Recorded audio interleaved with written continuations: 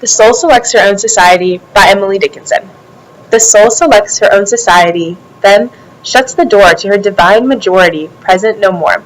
Unmoved, she notes the chariots pausing at her low gate. Unmoved, an emperor be kneeling upon her mat. I've known her, from an ample nation. Choose one, then close the valves of her attention like stone.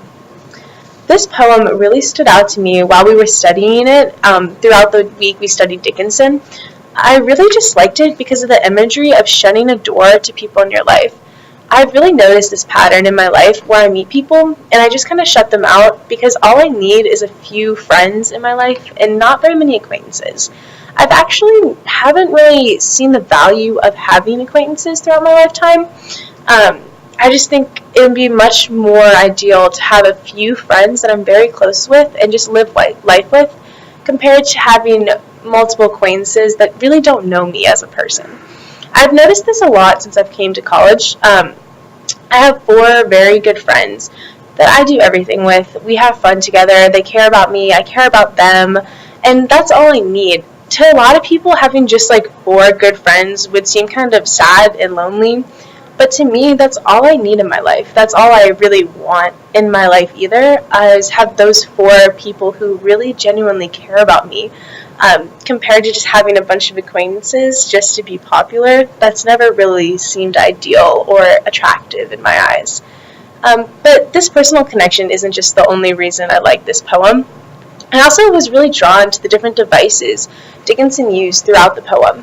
She used different metaphors and imagery that I just really appreciated. One of the metaphors was of an emperor who kneels on her mat. That whole metaphor stood for power and wealth and just attractiveness. But Dickinson wasn't attracted to this wealth or power that the emperor represented. She shoved it aside. Even though society would say that's what's ideal, that's what's important, she said no and chose other things that were much more important in her eyes. And I just love that imagery. She also uses the imagery of when she makes a decision, when she chooses something, that decision is like stone.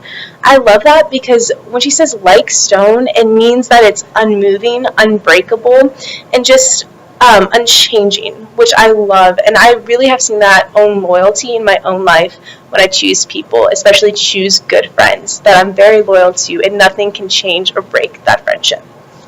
She also uses dashes throughout her poems to create a unique rhythm that pauses the reader and makes them slow down and really pay attention to the words she's saying. She also uses different rhymes. She uses rhymes between door and more, nation and attention, and society and majority. These rhymes create a flow throughout her poem and just make the poem sound good and unique. She also uses the personification of the word soul. This personification represents a whole using a part.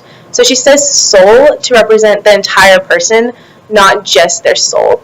I just thought that was very interesting and something that just drew me to this poem.